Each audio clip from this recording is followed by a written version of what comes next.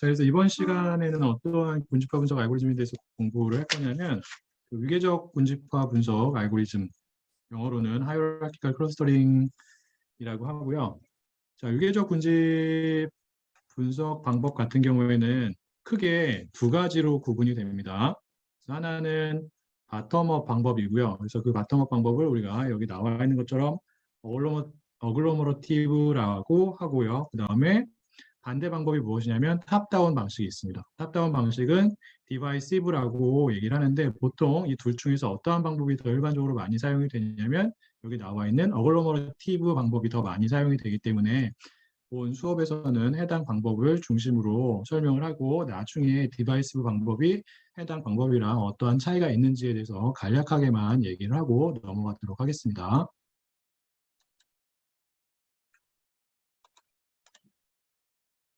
자, 위계적 군집 분석 방법 중에서 어글로머러티브 방법 같은 경우에는 어떠한 식으로 시작을 하냐면 첫 번째 단계에서 역시나 마찬가지로 우리가 어떠한 데이터에 대해서 군집화 분석 알고리즘을 적용하는 것이기 때문에 해당 데이터 셋에는 여러 개의 관측치들이 있겠죠. 맞나요?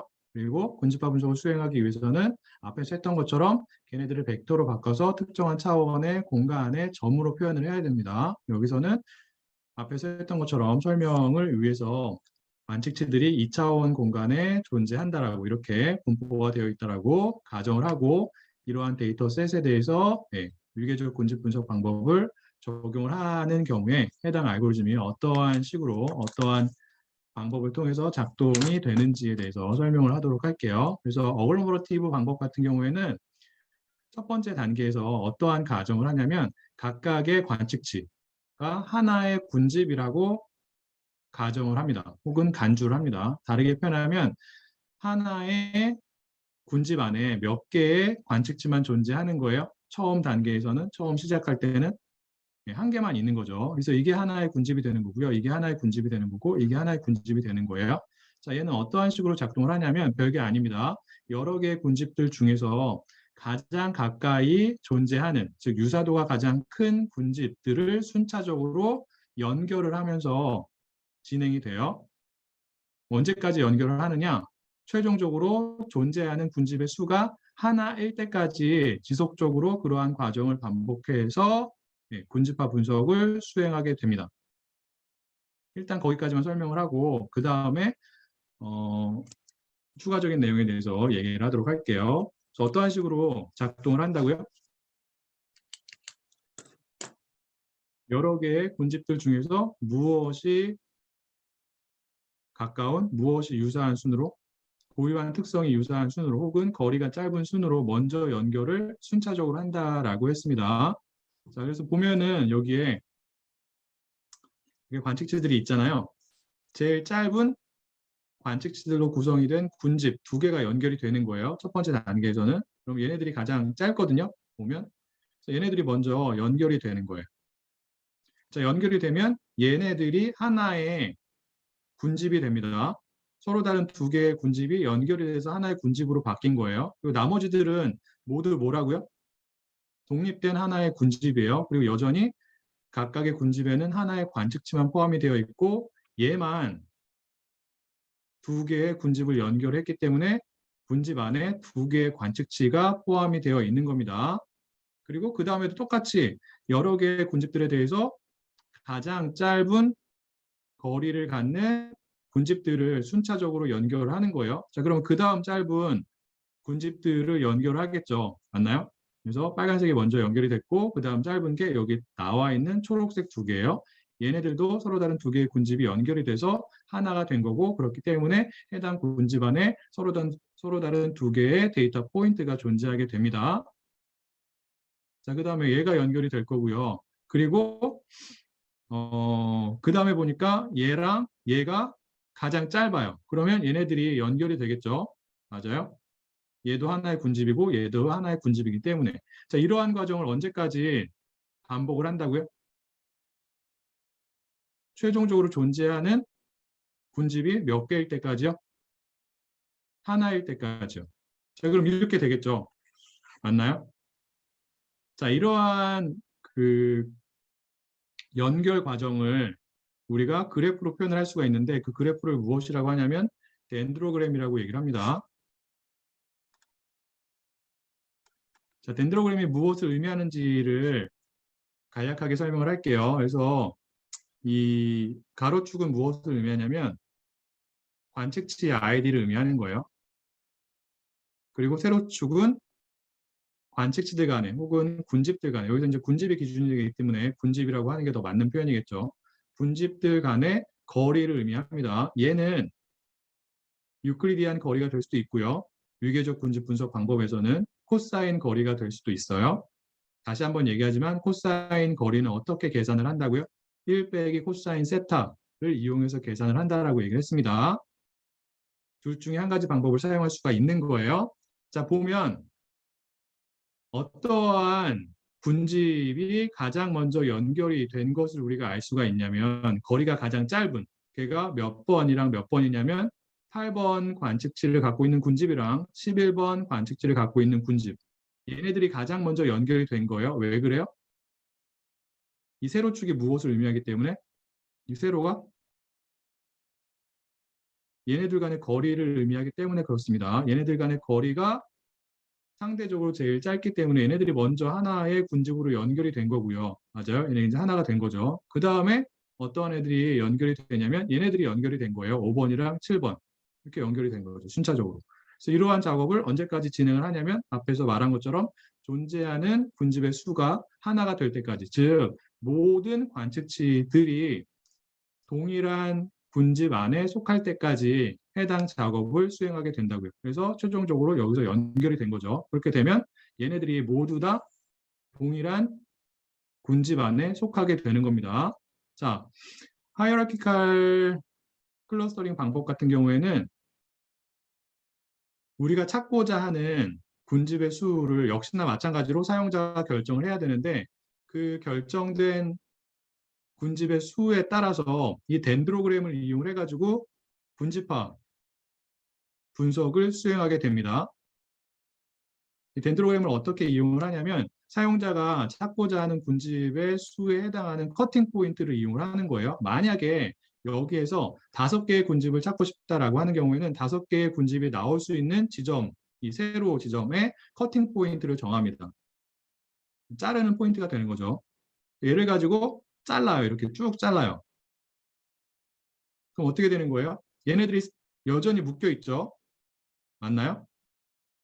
그리고 얘네들이 여전히 묶여 있죠. 여전히 묶여 있는 애들이 하나의 군집이 되는 겁니다. 그래서 첫 번째 군집에는 관측치가 13, 12, 14인 애들이 들어가 있는 거고요. 두 번째 군집에는 2, 0, 1인 애들이 들어가 있는 거예요. 그래서 얘가 세 번째, 네 번째, 다섯 번째가 되겠죠. 근데 만약에 여러분들이 찾고자 하는 군집의 수가 4개인 경우에는 커팅 포인트가 어디에서 결정이 되어야 하냐면 이쯤 어디에서 결정이 되어야겠죠. 맞나요? 그래야지만 하나, 둘, 셋, 4개가 나오겠죠.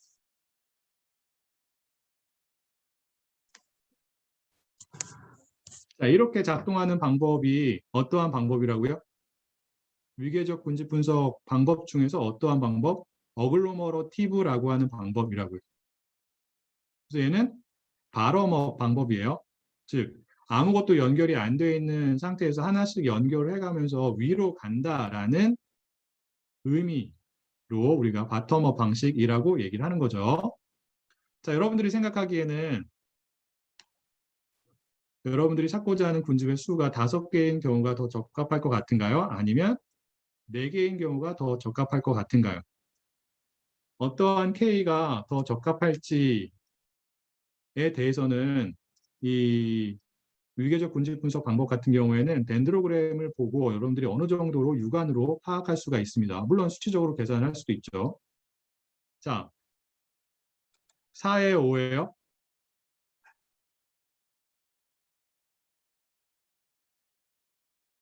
자, 군집화 분석의 성능을 파악할 때 여러분들이 중요하게 생각해야 되는 게 무엇이냐면 같은 군집에 속해 있는 관측치들이 얼마나 유사하고, 즉 거리가 짧고, 그리고 서로 다른 군집에 속해 있는 관측치들이 얼마나 덜 유사한지, 즉 거리가 먼지를 생각해 봐야 되는 거예요.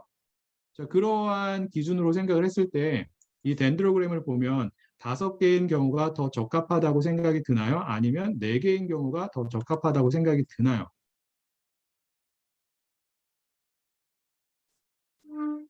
자, 앞에 3개는 동일하기 때문에 얘네들은 볼 필요가 없죠. 얘네들은 볼 필요가 없어요.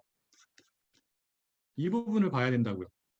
이 부분이랑 이 부분이죠. 자, 얘를 볼게요. 얘 같은 경우에는 같은 군집에 속해 있는 지금 몇 개의 관측지가 속해 있죠? 5개의 관측지가 속해 있잖아요. 그 5개의 관측지들의 유사도가 큰가요? 다르게 표현하면 거리가 짧은가요? 얘네 둘은 짧죠? 얘네 셋도 상대적으로 짧아요. 근데 문제는 뭐예요? 얘네들 간의 거리라고. 얘네들 간의 거리는 이만큼이나 되는 거예요. 맞아요? 같은 군집에 있으면서 관측치들 간의 거리가 상대적으로 굉장히 크다고요. 이러면 군집화 분석이 잘 된 거예요? 안 된 거예요? 잘 되지 않은 거죠. 그래서 지금 같은 경우에는 4개보다는 몇 개의 군집의 수가 상대적으로 더 바람직한 거예요? 5개가 더 바람직한 거죠. 응? 왜? 지금 같은 경우에는 얘네들은 군집의 수가 4개인 경우에 비해서 같은 군집에 있는 관측치들이 상대적으로 더 유사한 특성을 갖고 있다고요. 즉 거리가 더 짧다고요. 그러한 기준을 가지고 여러분들이 위계적 군집 분석 방법에 대해서 옵티멀한 K를 몇으로 할지를 덴드로그램을 이용해서 어느 정도는 파악을 할 수 있다라는 겁니다. 그래서 덴드로그램을 그려보는 게 굉장히 중요해요. 어떠한 분석 방법에서요? 위계적인 군집 분석 방법에서.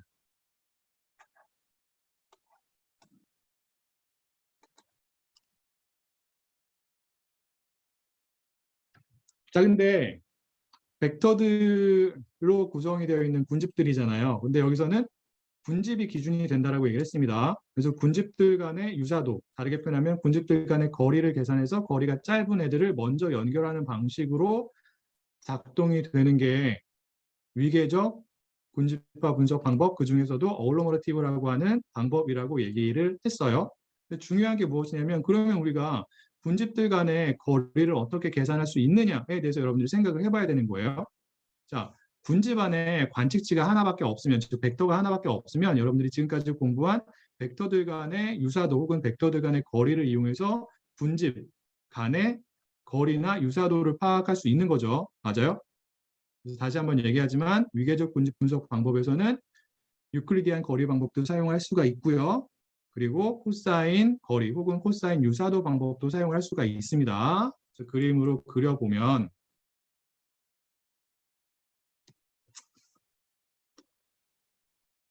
이렇게 군집 1이 있고요. 군집 2가 있어요. 이 안에 관측지가 하나밖에 없습니다. 이러한 경우에는 어떠한 거리를 군집 간의 거리로 우리가 사용할 수 있는 거예요?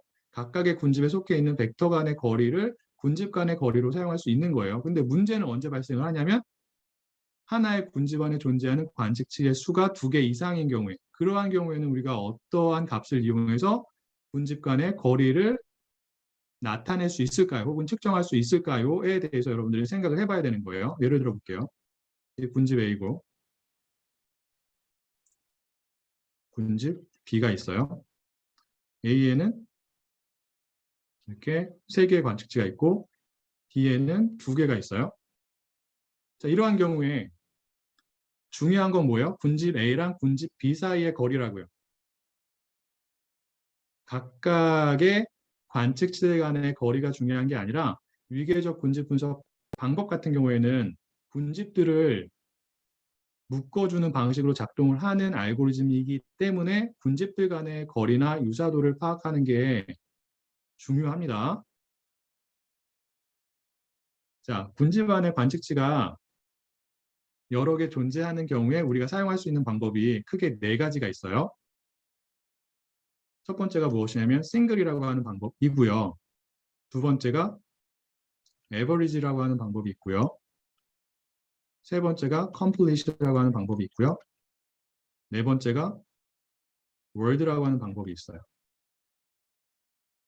자, 이 네 개의 방법들 중에서 이 앞에 세 개는 거리의 개념을, 벡터들 간의 거리 개념을 기반으로 하고 있는 방법들이 되는 거고, 이 월드는 벡터들에 대한 분산 정보를 기반으로 하고 있는 방법이 됩니다. 자, 싱글은 무엇이냐면, 싱글을 설명하기 위해서 그림을 다시 한번 그려볼게요. 이제 A가 있고,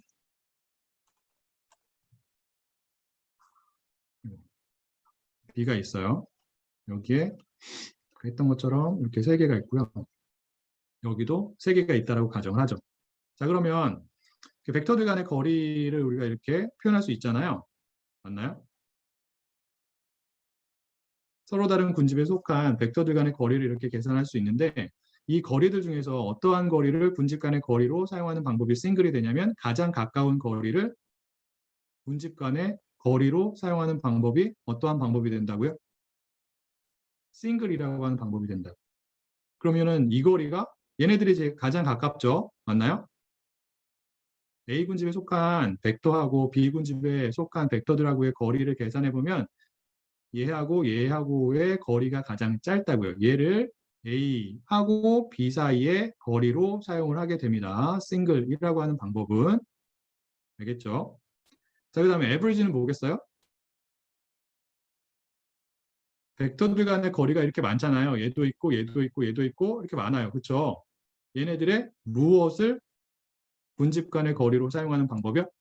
평균이죠, 당연히. average고요. 자, 그러면 complete는 무엇일까요? complete는 싱글의 반대예요. 싱글은 가장 짧은 거리를 군집 간의 거리로 사용을 했잖아요. complete는 반대입니다. 가장 그 값이 큰 거리를 군집 간의 거리로 사용하는 방법이에요. 그래서 여기서는 어떠한 벡터들 간의 거리가 가장 크냐면 얘죠, 얘. 색깔을 바꿔볼게요.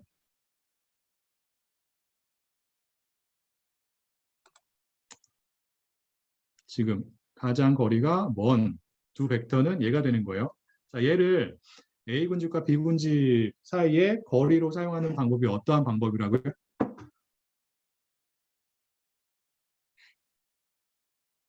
컴플릿이라고 하는 방법이라고. 알겠죠? 자, 본 것처럼 싱글이랑 에버리지랑 컴플릿은 무엇을 바탕으로 한 방법이 되냐면 벡터들의 거리 지표를 바탕으로 한 방법이 돼요. 하지만 네 번째 방법인 월드는 거리가 아니라 벡터들의 어떠한 정보를 사용을 한다고요? 분산 정보를 사용을 합니다. 그때 사용이 되는 분산이 월드 분산이에요. 그렇기 때문에 해당 방법의 이름이 월드가 되는 거예요. 월드 분산이 어떠한 공식을 이용해서 계산이 되는지는 조금 이따가 보여주도록 할게요. 여러분들이 그거는 뭐 기억할 필요는 없지만 그래도 관심 있는 사람들 같은 경우에는 해당 공식을 예, 봐두는 게 도움이 될 것 같아서 한번 보여주도록 하겠습니다.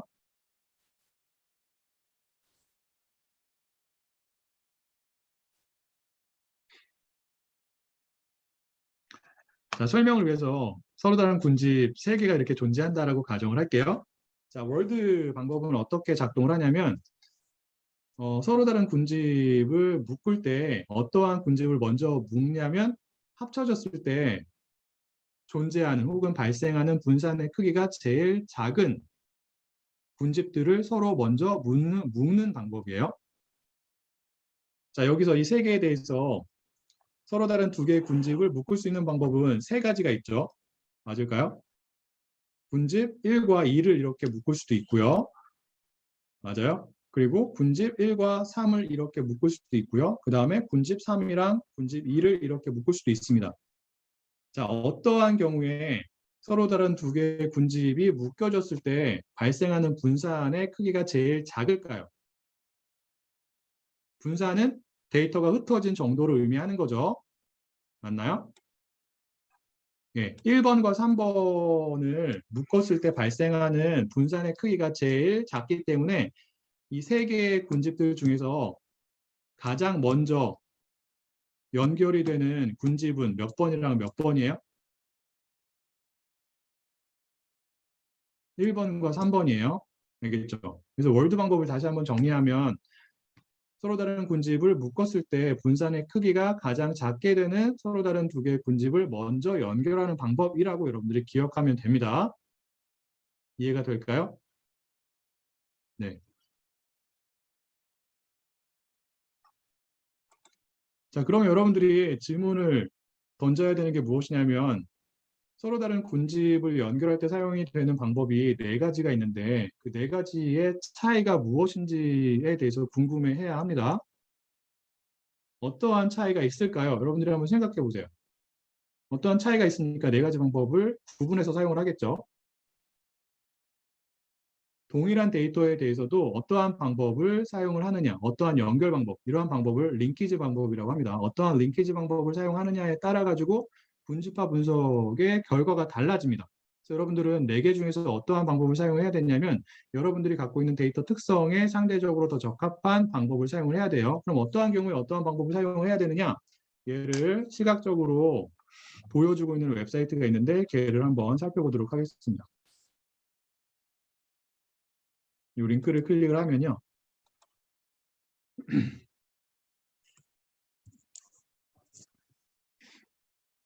사이트 보이나요? 웹사이트?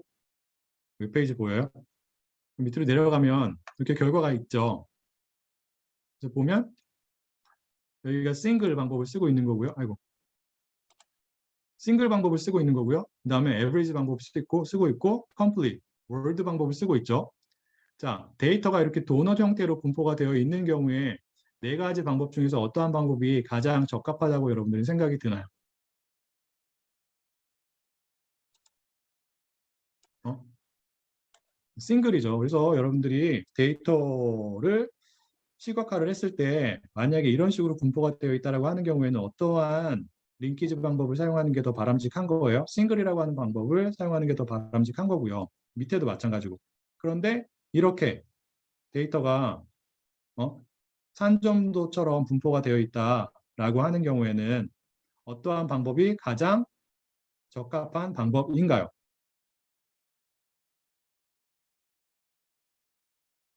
어떠한 방법일 것 같아요? 예죠. 월드 방법. 그래서 데이터가 이렇게 좀 퍼져 있다라고 하는 경우에는 월드를 사용하는 게 가장 바람직하고요. 이러한 경우에는 큰 차이가 없습니다. 상대적으로 뭐 월드나 뭐 얘가 더 바람직한 방법이라고 생각이 들 수도 있는데 아닌가 얘인가? 네.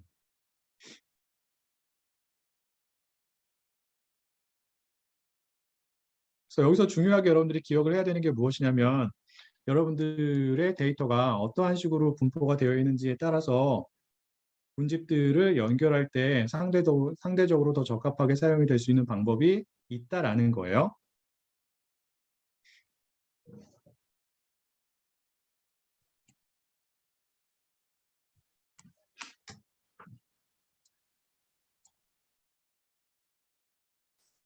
자, 여기까지가 어글로머러티브 방법에 대한 설명이 되고요.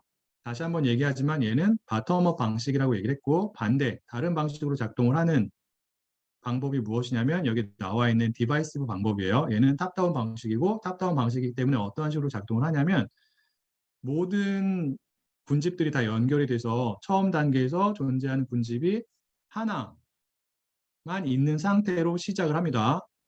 그 다음부터 순차적으로 연결을 끊어가지고 분집화 분석을 하는 방식으로 작동을 하는 것이 디바이시브 방법인데 얘는 어글로머러티브 방법에 비해서 그렇게 많이 사용되지 않아요. 얘는 그냥 이런 방법이 있고 어떠한 식으로 작동을 한다라는 정도까지만 기억하고 있으면 될 것 같습니다. 혹시 여기까지 질문이 있을까요?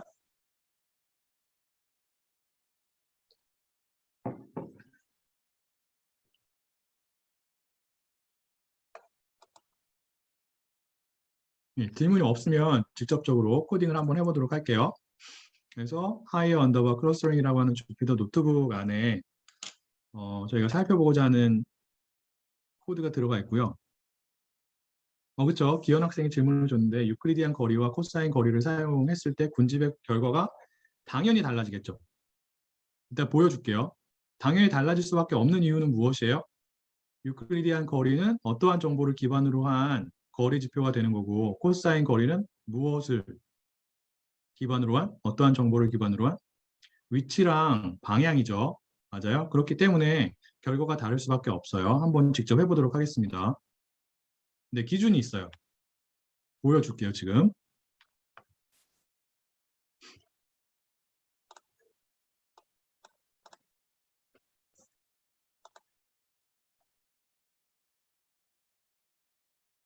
어떠한 방법을 선택해야 되느냐에 대한 기준은 딱히 없어요. 여러분들이 어떠한 데이터를 다루느냐에 따라 가지고 유클리디안 거리가 더 적합할 수도 있고 아니면 코사인 거리가 더 적합할 수도 있어요. 이게 사전에 정해진 정답이 없습니다. 근데 보통 일반적으로 텍스트 데이터를 다룬다라고 하는 경우에는 코사인 거리가 더 적합하다고 알려져 있고요. 그리고 이제 코사인 거리 같은 경우에는 방향을 기준으로 하기 때문에 벡터들의 길이가 동일한 경우에 상대적으로 더 적합하게 적용할 수가 있어요.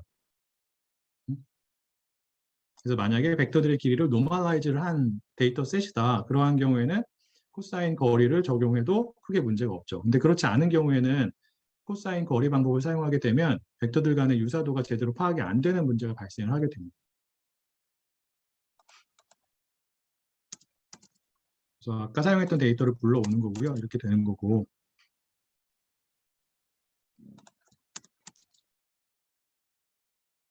이렇게 됐었죠.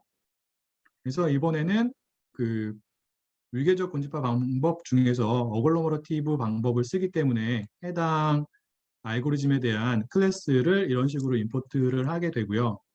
그리고 생성자 함수를 이용해서 객체를 만드는데 여기서 이제 중요한 파라미터가 여러 가지가 있는데요. 그 중에서 여러분들이 먼저 지정을 해야 되는 게 무엇이냐면 링키지라고 하는 파라미터의 값이에요. 이 파라미터는 몇 개의 값을 취할 수 있는 거예요? 네, 네 개죠.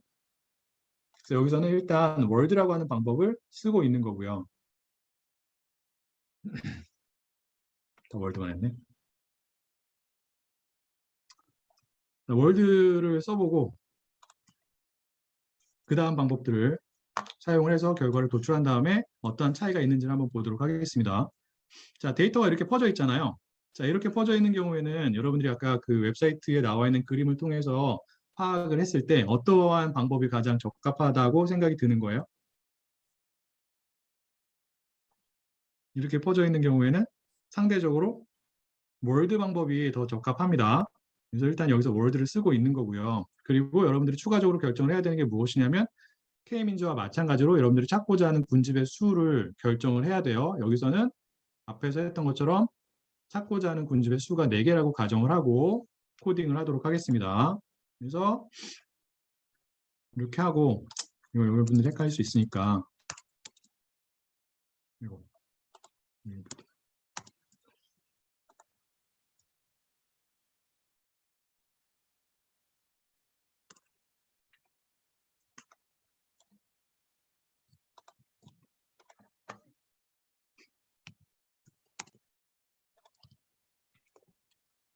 그래서 PC라는 펑션을 사용할게요.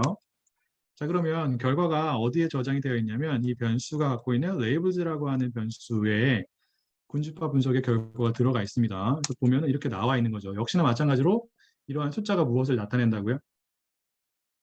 각각의 관측치의 군집에 대한 ID 정보를 보여주고 있는 거예요. 맞을까요? 네. 그래서 얘를 가지고 시각화를 해보면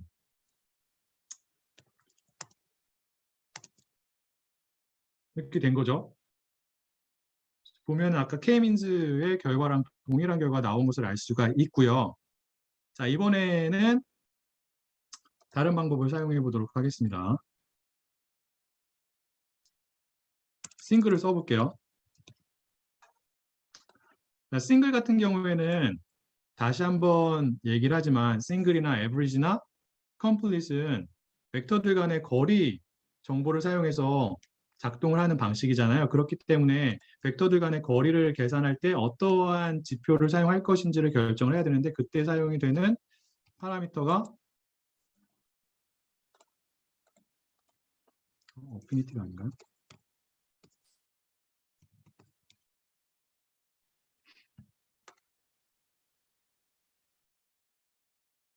헷갈리네요. 잠시만요.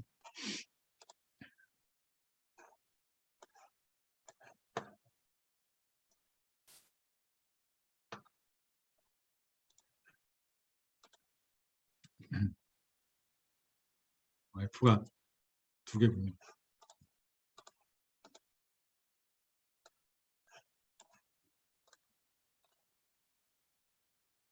자, 이렇게 어피니티라고 하는 파라미터의 값을 지정을 해줘야 되는 거예요. 그래서 여기에 코사인을 넣을 수도 있고 유클리디안이라고 하는 값을 넣을 수도 있습니다. 자, 일단 여기서 코사인을 사용을 해가지고 한번 분집화를 해보죠. 이거 뭐가 또 문제죠? 싱글이 아니네요. 잘못했나요? 아, 네. 네. 됐죠? 한 다음에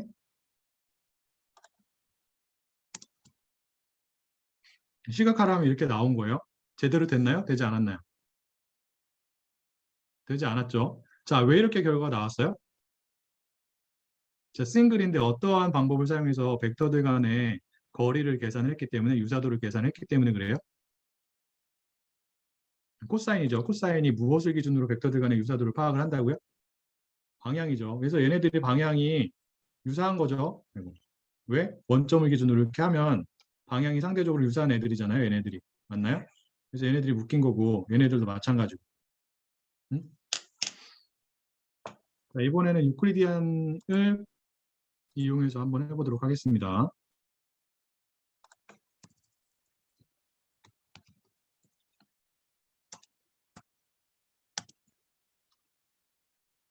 얘도 이상하게 나왔죠? 맞나요? 네. 왜 그래요? 데이터가 이렇게 퍼져 있는데 싱글이라는 방법을 썼기 때문에 그래요. 그래서 아까 그림에서 본 것처럼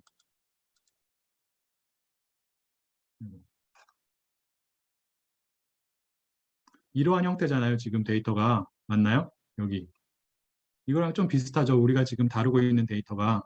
이러한 데이터에 대해서 싱글을 적용해 보니까 여기에 나와 있는 것처럼 대부분의 관측치들이 동일한 군집에 속한 것처럼 결과가 도출이 된 거라고요. 자, 이번에는 에버리지를 해보죠.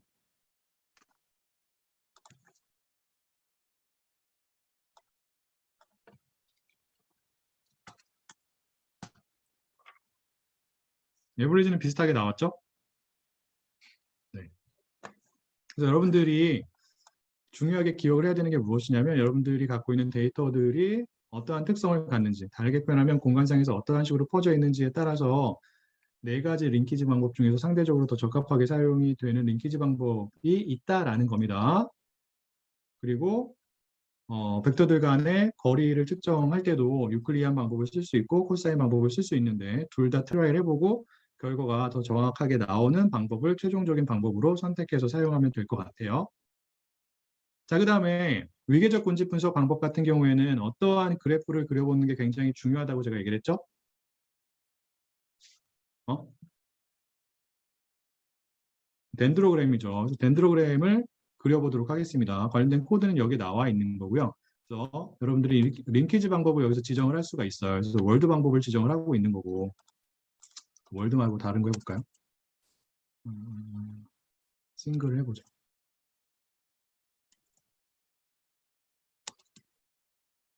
이렇게 나오죠. 싱글은 좋은 방법이 아니라고 했습니다. 에버리지를 한번 해볼게요.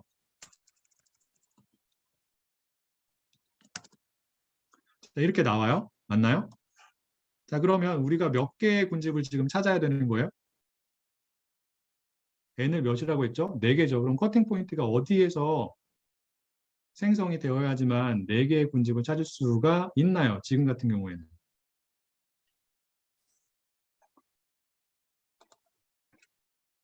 여러분들이 보기에도 여기라고 생각이 드나요? 여기겠죠. 그래야지만 이게 하나의 군집이고 이게 하나의 군집이고 이게 하나의 군집이고 이게 하나의 군집이에요. 자, 근데 여러분들이 생각하기에 지금 우리가 갖고 있는 우리가 다루고 있는 데이터에 대해서 4개의 군집이 적합한 군집의 수라고 판단이 되나요? 아니면 4개 말고 더 좋은 군집의 수가 있다라고 생각이 드나요? 음?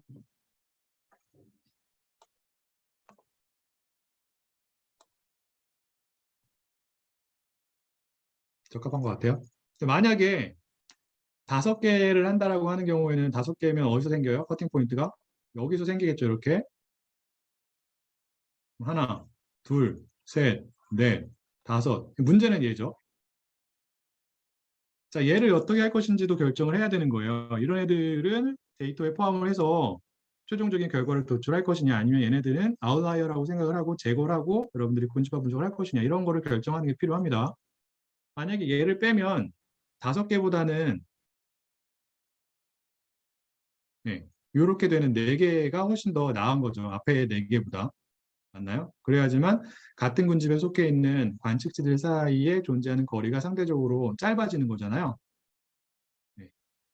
그런 식으로 작업을 하는 것도 여러분들이 필요한 거예요.